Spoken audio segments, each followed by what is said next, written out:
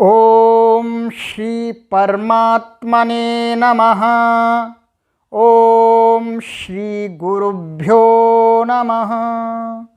ओम श्री ऋषिभ्यो नमः। ओम सहनाववतो सहनौ भुनक्तो सह वीर्यं करवावहै तेजस्विनावधीतमस्तु मा विद्विषावहै। ओम शांति शांति शांति। सर्वेभ्यो नमो नमः। देववाणी संस्कृतम ई गुरुकुलम यूट्यूब चलदृश्यम प्रति भवतां सर्वेषां हार्दं स्वागतम्। मित्राणि, अद्य वयं रचनानुवाद कौमुद्याः एकादशीं कक्षां पठिष्यामः। अपि च रचनानुवाद कौमुद्याः तृतीयस्य अभ्यासस्य द्वितीयं खण्डं पठिष्यामः। अपि च रचनानुवाद कौमुद्याः तृतीयस्य अभ्यासस्य द्वितीयं खण्डं पठिष्यामः। समीचीनम्। आज हम रचनानुवाद कौमुदी के तृतीय अभ्यास के दूसरे खंड को पढ़ेंगे। गत पाठ में मैंने आपको तृतीय अभ्यास का शब्दकोश पढ़ा दिया था और उसके अंदर कुछ आपको फॉर्म्स याद करने के लिए दिए थे, वह भी आपने अच्छी प्रकार से याद किए होंगे। अच्छी प्रकार से, अधिक कार्य नहीं दे रहा मैं आपको, बहुत कम दे रहा हूं। मैं समझता हूं आप मॉडर्न युग के विद्यार्थी हैं, आपको अधिक कार्य हम नहीं दे सकते। आपको थोड़ा थोड़ा कार्य दे करके ही हम आगे बढ़ा रहे हैं। तो आपको हमने ये रूप दिए थे रमा शब्द का, प्रथमा द्वितीय विभक्ति में, वो भी आपने याद कर लिया होगा। संक्षिप्त रूप बनाने की विधि भी आपने सीख ली होगी। तो आइएगा, अब हम इसी के कुछ भाग बचा हुआ था उसको पढ़ते हैं। आगे कहते हैं कपिल देव जी महाराज कि नंबर 3 वर्णमाला। आप देखते रहिएगा, जहां पर कोई कठिनाई होगी मैं लिख करके आपको समझाऊंगा। तो वर्णमाला, वर्णमाला मीन्स वर्णों की माला, माने जिसमें वर्ण पिरोए हुए हैं। वर्णमाला आप जानते ही हैं। तो ये वर्णमाला में क्या हमको ध्यान करना है और किस प्रकार से ये बताएंगे आगे। तो कह रहे हैं कोष्ठ में पारिभाषिक नाम है। जो कोष्ठक बनाया है उसके अंदर क्या है, इन्होंने पारिभाषिक नाम दिया है। एक टेक्निकल नाम होता है अपना ग्रामर आदि का, वो दिया है इसमें।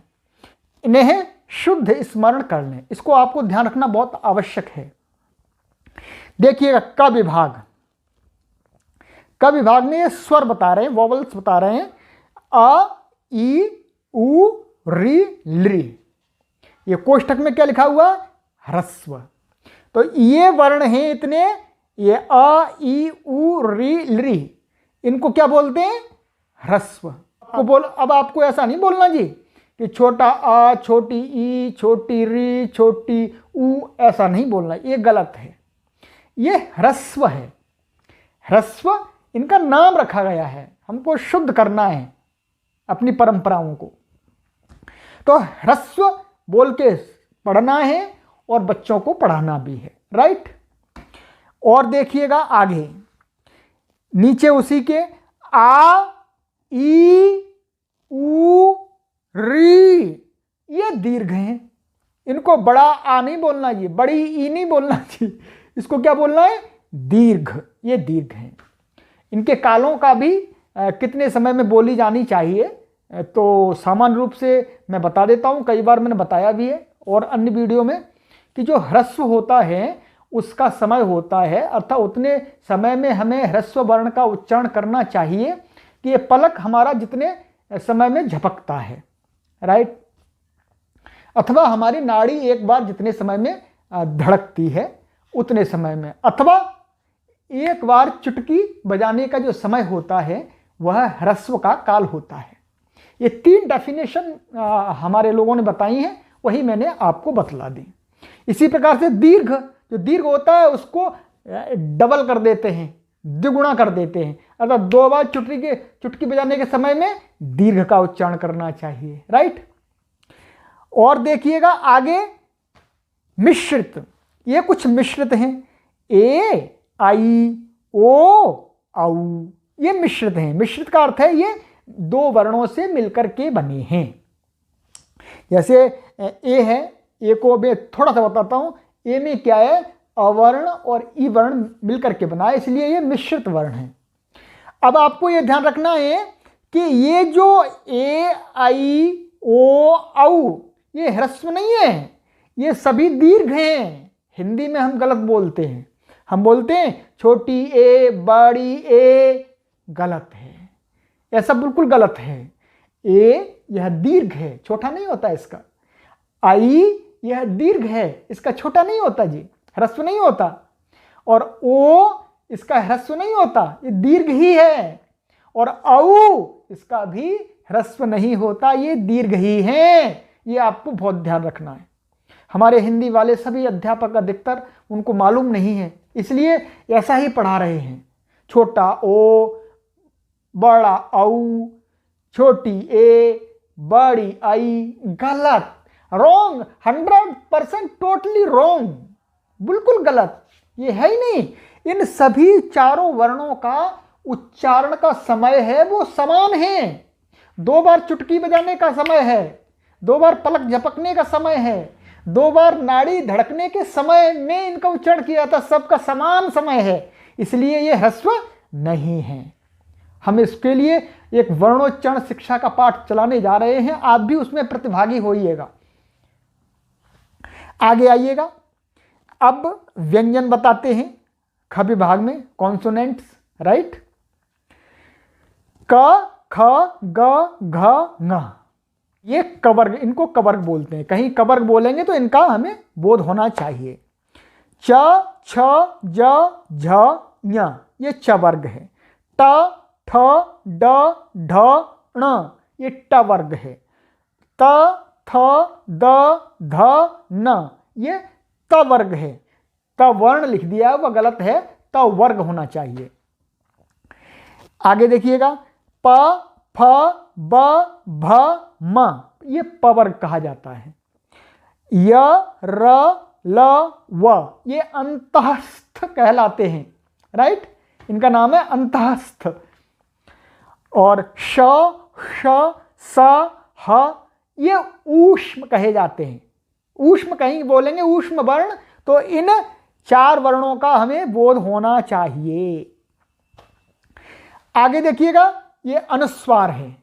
ऊपर जो बिंदी लगाते हैं उसको हमें शुद्ध क्या कहना चाहिए, अनुस्वार। ऐसा नहीं कि बिंदी लगा दो बिंदी गलत है, अनुस्वार है। और फिर चंद्र बिंदु सी जैसी लगाते हैं उसको बोलते हैं अनुनासिक। और 2 बिंदी पीछे लगाते हैं उसको बोलते हैं विसर्ग, हमें विसर्ग कहना चाहिए। तो ये इन्होंने बता दिया, और भी इनकी सूचना पढ़ते हैं आगे। सूचना, वर्ग के प्रथम अक्षर का अर्थ है, देखिए वर्ग के प्रथम अक्षर जब हम बोलते हैं तो किन का बोध होना चाहिए, देखिए ध्यान से, क, च, ट, त, प, ये 5 वर्णों का बोध होना चाहिए। यदि मैं बोलता हूं जी वर्ग के प्रथम अक्षर, तो आपको क्या समझना है, बोलो, क, च, ट, त, प। इसी प्रकार से वर्ग के द्वितीय अक्षर ख, छ, ठ, थ, फ। वर्ग के तृतीय अक्षर ग, ज, ड, द, ब। वर्ग के चतुर्थ अक्षर कहते हैं घ, झ, ढ, ध, भ। और वर्ग के पंचम अक्षर न, ञ, ण, न, म।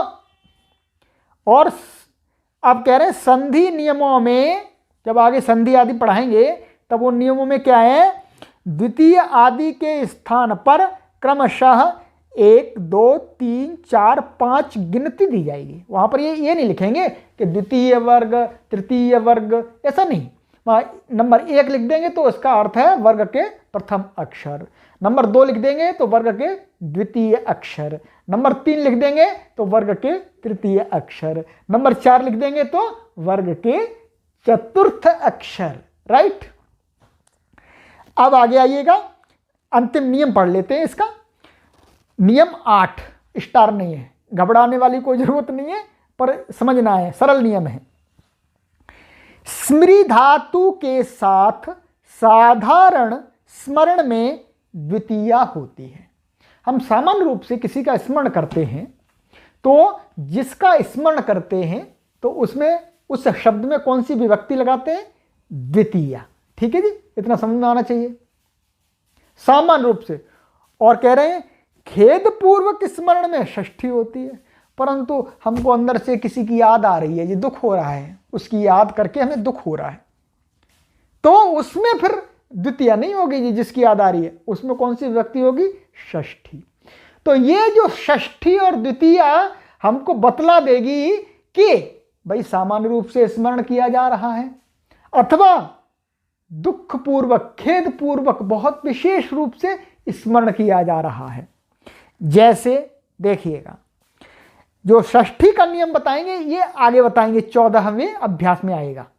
वो षष्ठी का वहां है, यहां द्वितीय का चल रहा है अभी, प्रथमा द्वितीय का, तो यहां द्वितीय का बता देते हैं। जैसे पाठम स्मरति, माने कोई विद्यार्थी है वो पाठ का स्मरण कर रहा है, पाठ का स्मरण कर रहा है। सामान्य रूप से विद्यार्थी का काम है पाठ का स्मरण करना, तो वो पाठ का स्मरण कर रहा है। और जैसे ईश्वरम स्मरति, ईश्वर का स्मरण कर रहा है। भाई मनुष्य है, हमारा कर्तव्य है स्मरण करना चाहिए उसका, और उसके स्मरण से कोई दुख नहीं हो रहा। दुख के दूर करने के लिए लोग ईश्वर का स्मरण करते हैं, परंतु दुख दूर कब होगा? जब असली सही ईश्वर की पूजा करेंगे, नकली ईश्वर की पूजा करेंगे जी, तो दुख दूर होने वाला नहीं है और बढ़ जाएगा, बढ़ेगा। क्योंकि संसार में धक्के खाएंगे भाई, धक्के खाएंगे, नकली ईश्वर के लिए धक्के खाएंगे। और नकली ईश्वर क्या, नकली आदमी क्या करता है? नकली आदमी क्या करता है? नकली आदमी कष्टों को, पीड़ाओं को बढ़ाता है, बढ़ाता है। तो अब नकली ईश्वर भी कष्टों को बढ़ाएगा। भाई आजा आजा, कष्ट को बढ़ा देता हूँ, थोड़ा सा इंजेक्शन लगा देगा जी तो और बढ़ जाएंगे कष्ट। इसलिए ये कह रहे हैं कि भाई दुखों को दूर करना है तो असली ईश्वर की पूजा करना, निराकार परमपिता परमेश्वर की, जो एक चेतन सत्ता है, आनंदमय है, चेतनमय है और सत्तामय है, जिसको हमारे ऋषियों ने दर्शनों में, उपनिषदों में, वेदों में जिसका वर्णन किया है। भाई नकली ईश्वर की पूजा मत करना जी, और संस्कृत पढ़ के तो करना ही मत जी। यदि संस्कृत पढ़ के किसी ने नकली ईश्वर की पूजा की तो परमात्मा उसको घोर नरक में डालेगा। ये पक्की बात है जी, ये मेरी बात नहीं है, ये वेद बोलते हैं, उपनिषद बोलते हैं, गीता बोलती है। ये जो परमपिता परमेश्वर, जो झूठे परमात्मा की पूजा करता है ना, उसको बहुत नीच योनि में ले जाता है परमात्मा, और ले जाना भी चाहिए।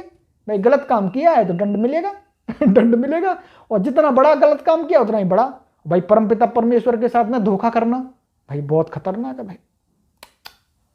भाई सबसे बड़ा पाप कृत्य है कि परमात्मा के साथ धोखा करना।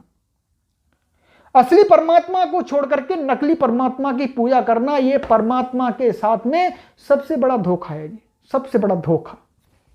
और यदि वैसा धोखा मैं करता हूं तो मेरे को परमात्मा बांह डालेगा जी, बांह वही नीचे कीट पतंग बनाएगा। इसलिए संस्कृत पढ़ने वाला व्यक्ति कभी भी नकली ईश्वर की पूजा नहीं करता, उसकी बुद्धि के ताले खुल जाते हैं, फिर वो असली परमात्मा की पूजा करता है। कौन से परमात्मा की? जो वेदों में बताया गया है, जो गीता में बताया गया है, जो उपनिषदों में बताया गया है, उस परमात्मा की पूजा करता है जी। ऐसे वैसे परमात्मा की पूजा नहीं करता जी। ठीक है जी, ध्यान से रखना।